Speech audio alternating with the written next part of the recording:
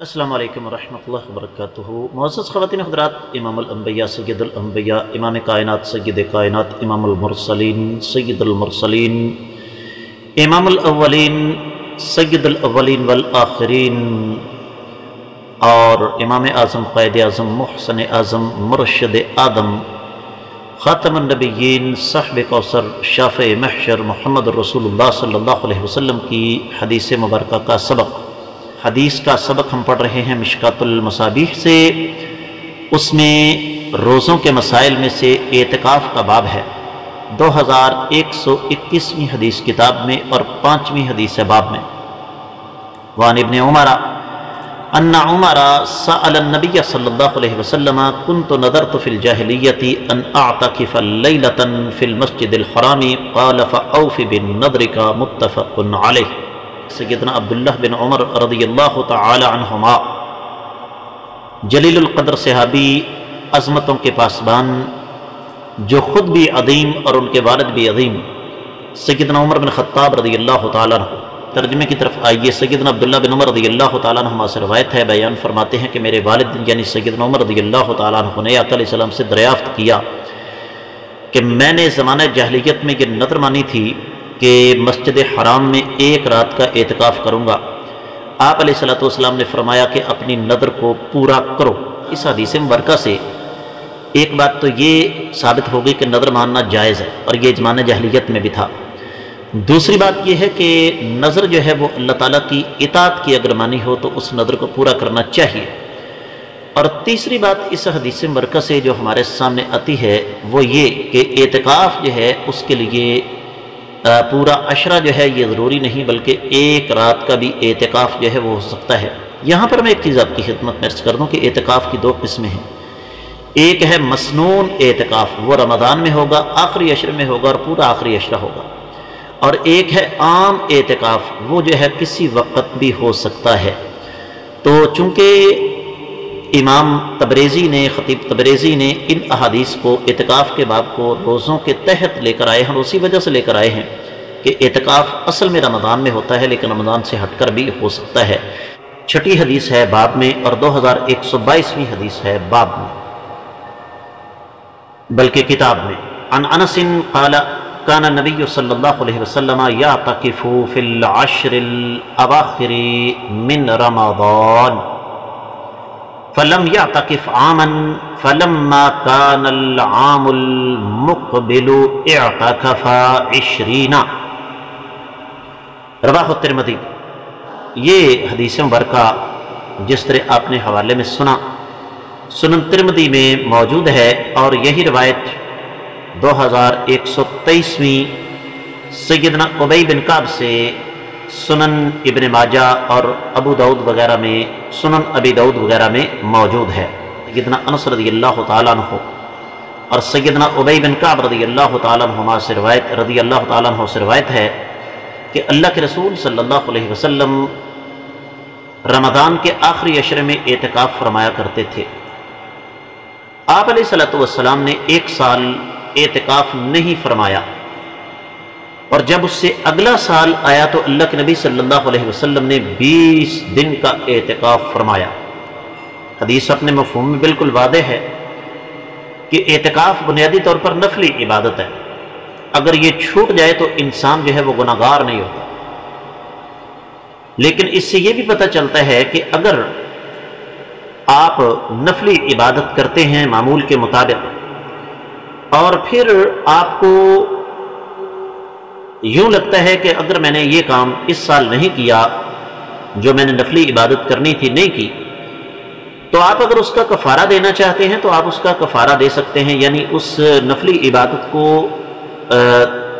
قضا کر سکتے ہیں، اس کی قضائی دے سکتے ہیں، اگرچہ یہ فرض نہیں ہے، اگرچہ یہ ضروری نہیں ہے، لیکن ایسا کرنا شرعی طور پر جائز ہے۔ اللہ کے رسول صلی اللہ علیہ وسلم نے ایسا کیا ہے، اور اس حدیث مبارکہ سے اس بات کا بھی پتہ چلتا ہے کہ اعتکاف جو ہے وہ رمضان میں کرنا افضل، اولا اور بہتر ہے۔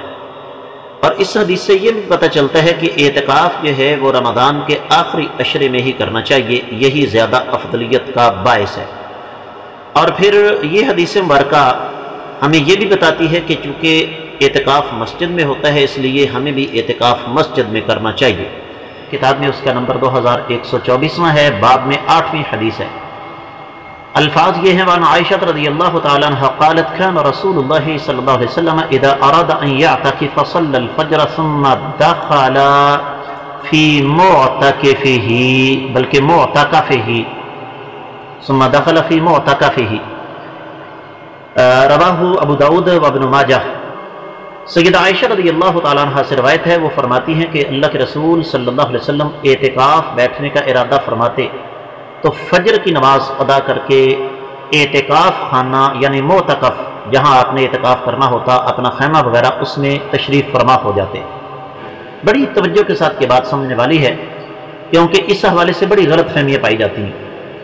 سنت طریقہ یہ ہے کہ ہم مغرب کی نماز جا کر مسجد میں ادا کریں، وہ والی رات مسجد میں گزاریں، لیکن جس طرح کہ اس حدیث میں تذکرہ موجود ہے کہ پھر اگلا مرحلہ یہ ہے کہ فجر کی نماز پڑھ کے وہ جو ہمارا مخصوص خیمہ ہے اس کے اندر ہمارا داخلہ ہو، اس کے اندر ہماری انٹری ہو۔ تو یہ بات ہے بنیادی طور پر سمجھنے والی۔ بعض لوگ اس حوالے سے غلط فہمی کا شکار ہو جاتے ہیں، جی بعض روایات میں مغرب کا تذکرہ ہے، بعض روایات میں فجر کا تذکرہ ہے۔